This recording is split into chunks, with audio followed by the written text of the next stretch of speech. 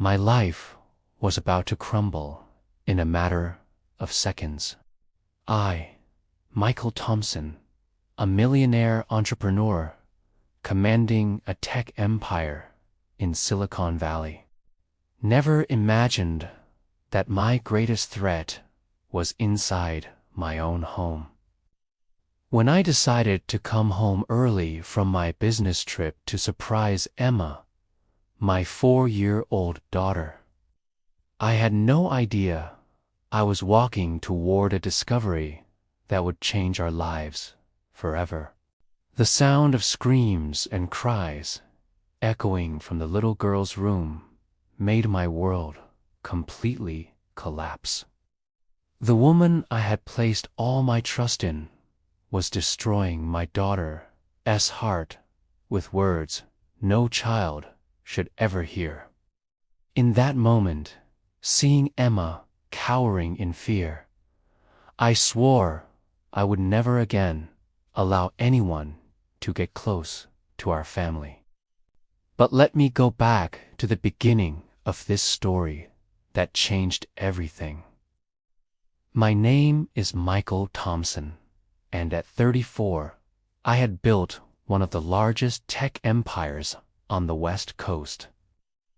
I started with a startup in my garage in Palo Alto and transformed it into a corporation that moved billions of dollars annually. My dedication to business was legendary throughout the Bay Area. I worked 16 hours a day, constantly traveled between San Francisco, Los Angeles, and New York, making decisions that impacted thousands of jobs. But behind this facade of success, I carried a deep pain that few knew about.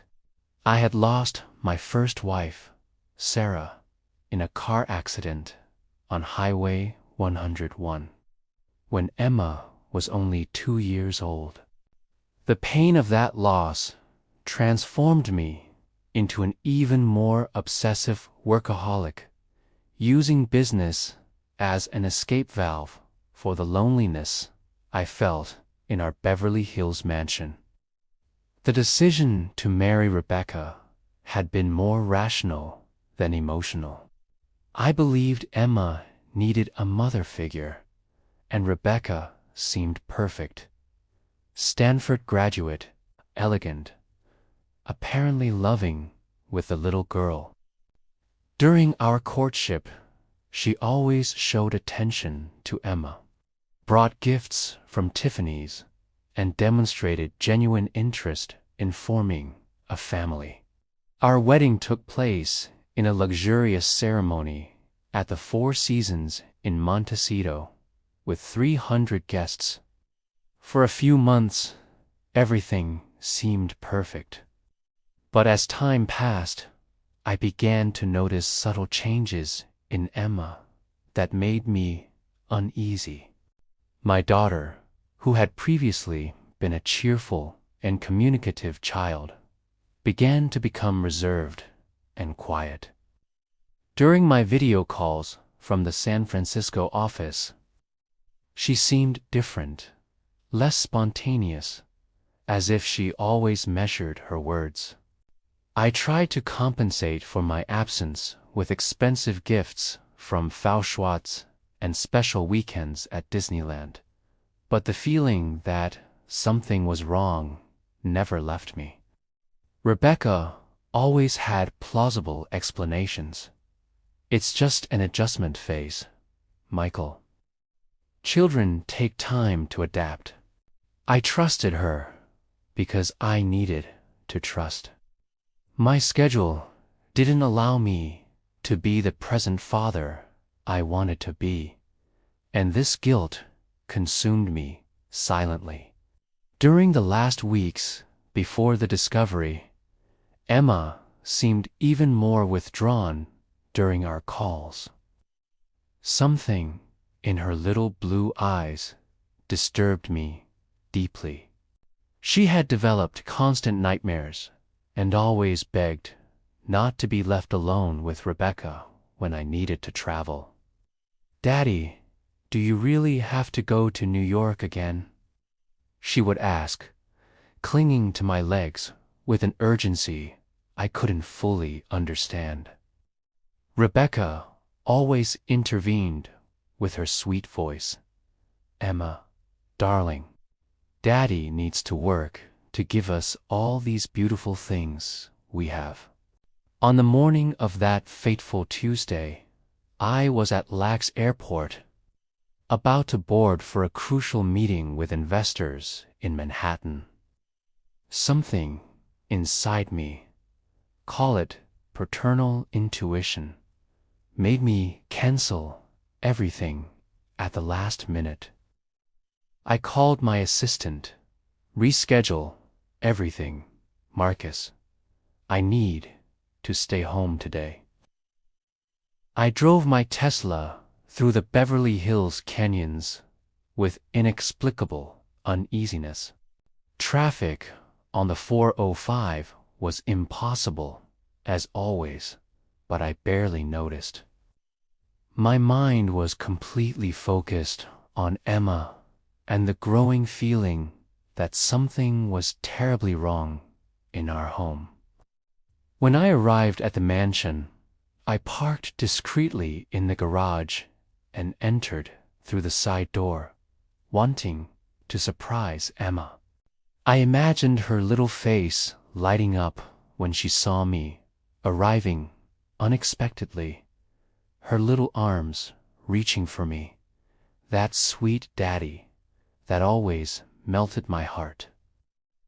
What I found was something I could never forget for the rest of my life. Going up the marble staircase toward Emma's room, I heard voices coming from the second floor. Initially, I thought it was Rebecca and Emma playing, but as I got closer, the voices became clearer. Rebecca's tone was completely different from the sweetness she showed in my presence. "Stop crying right now, you spoiled little girl. Your father isn't here to protect you, so you better obey me." Rebecca screamed with a coldness that froze my blood. Emma's voice, small and scared, responded between sobs. "I just wanted water, Aunt Rebecca. I'm thirsty." Rebecca's response was even crueler. "You don't deserve anything. You're an ungrateful child who only causes trouble. If it were up to me, you wouldn't even be in this house." I felt my legs tremble upon hearing those terrible words directed at my beloved daughter. I stopped at the bedroom door, completely shocked by the scene. Emma was huddled in the corner, hugging her teddy bear, tears streaming down her little face. Rebecca stood in front of the girl, arms crossed, an expression of pure disdain. "You're just like your mother, a weak and whiny person. That's why she died and abandoned you here," Rebecca said with a malice I never imagined she possessed. The words hit me like stab wounds. Sarah had died in an accident. She hadn't abandoned Emma, and using the mother's death as a weapon of cruelty against a 4-year-old child was unforgivable. "What the hell is happening here?" I shouted, entering the room like a storm. Rebecca turned quickly, her face paling when she saw me. Emma lifted her red little eyes and ran toward me, grabbing onto my legs, as if I were her savior. "Daddy, you came back." Aunt Rebecca was mad at me again. Emma murmured against my leg, her voice choked with tears. I picked up my daughter, feeling my heart shatter. She was visibly thinner, pale, with dark circles that shouldn't exist on a child's face. My princess, Daddy is here now. Nobody will hurt you anymore, I promise, I said, my voice trembling with emotion. Rebecca immediately tried to control the situation, forcing a fake smile. Michael, honey, what a surprise. You didn't say you were coming back today. Emma was just having a tantrum. You know how difficult children can be. Tantrums, I responded, moving away from her as if she were poisonous. I heard every word you said, Rebecca. Every humiliation, every malicious comparison to Sarah. Emma held tighter to my neck. Don't leave me alone with her again, Daddy, please. My daughter's words definitively broke my heart. Rebecca attempted a desperate defense. Michael, you're exaggerating. Emma is very sensitive and misinterprets things. I was just trying to educate her. You work so much you don't see how stubborn she can be. But I was no longer willing to listen to her lies. I remembered all the times Emma had tried to tell me something about Rebecca, but I was always too busy. I remembered the nightmares, the pleas not to be left alone with her. Enough, Rebecca. I heard everything. I heard you calling my daughter spoiled, speaking badly of Sarah, making this child feel like she didn't deserve love. Emma, in my arms, gathered courage. Daddy, she always talks like this when you're not here. She said you don't really love me. That's why you travel so much. She said if I told you, you wouldn't believe me. Every word was a bullet to my chest. Rebecca tried to deny. Michael, she's making it up. Children do this to get attention. I looked directly into Rebecca's eyes. You have 1 hour to pack your bags and leave this house. And never again, listen to me well, never again approach my daughter. The relief I saw on Emma's little face confirmed everything. Rebecca's exit was as dramatic as her true personality. She went down the stairs like a fury, throwing objects into suitcases, screaming threats that echoed throughout the entire mansion. You'll pay for this humiliation, Michael. I know important people in Hollywood, and everyone will know what kind of man you really are. I remained in Emma's room, holding my daughter, and whispering words of comfort. The bad witch is gone forever, princess. Daddy won't let anyone else hurt you. When we finally heard the door slam and the sound of Rebecca's Porsche leaving at high speed, Emma sighed deeply, as if breathing freely for the first time in months. That night, I canceled all commitments and dedicated every minute to Emma. We had dinner together in the kitchen, something we hadn't done in months. During the meal, she began to reveal other episodes. Daddy, she always said I was ugly and that nobody would like me.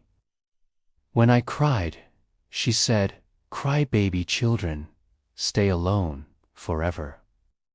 Each revelation was a stab wound, but I needed to hear everything. I held Emma's little face in my hands. "Princess, you are the most beautiful, intelligent, and loving girl in the whole world. And Daddy loves you more than anything in life." After putting her to sleep, I made an oath that would change our lives forever. I would never again allow anyone to approach Emma with ulterior motives. "From now on, just us two against the world," I whispered in the dark. In the following days, I completely reorganized my life. I delegated responsibilities, refused trips, made Emma my absolute priority. My partners were worried, but I was inflexible. My daughter is priority number one.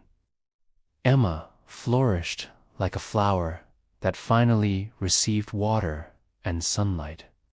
She returned to smiling, playing, asking questions. But I perceived residual sadness, a distrust that would need time to heal. The most difficult decision was hiring a nanny. After Rebecca's betrayal, the idea terrified me. I spent weeks interviewing candidates, always finding reasons to reject them. My distrust was so great, I considered never working again. Then I met Victoria Martinez, a 28-year-old Latina pedagogue specialized in childhood trauma. Unlike the others, she completely ignored the mansion's opulence and addressed Emma directly. "Hi, Emma. I brought something special for you," she said, taking out a small book of brave princess stories. Emma, who normally hid behind me, took hesitant steps toward Victoria. "I like stories, but only when Daddy tells them." "That's great. Stories are even more special when someone we love tells them," Victoria responded, demonstrating natural understanding of our bond. During the interview, I was impressed by her philosophy. "Mr. Thompson, each child is unique. My role isn't to replace parental love, but to complement it with care and respect." The decisive moment was when Emma spontaneously asked, "Are you a good aunt or a bad aunt?" Victoria responded with touching honesty, "Emma, I hope to be a good aunt, but you're the one who will decide that.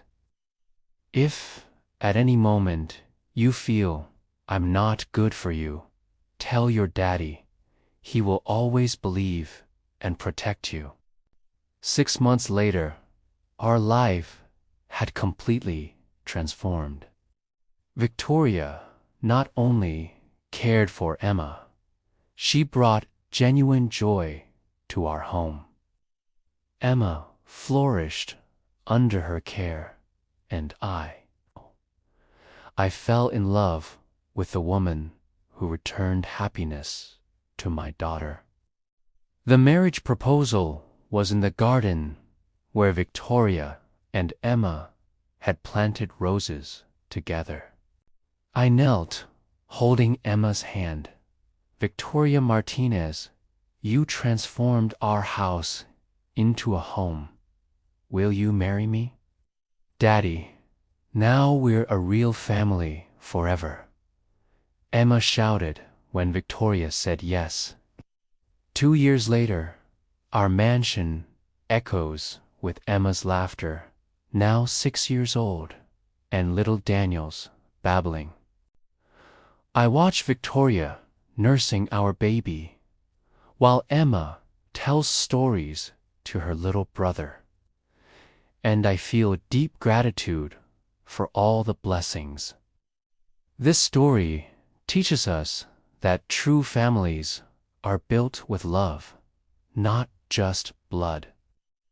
And that sometimes, in our greatest tragedies, we find our greatest blessings. If this story touched your heart, leave a like, subscribe to the channel, and share in the comments. From which city or country are you watching? Your interaction helps us take these messages of hope to more people who need to believe that happy endings are possible.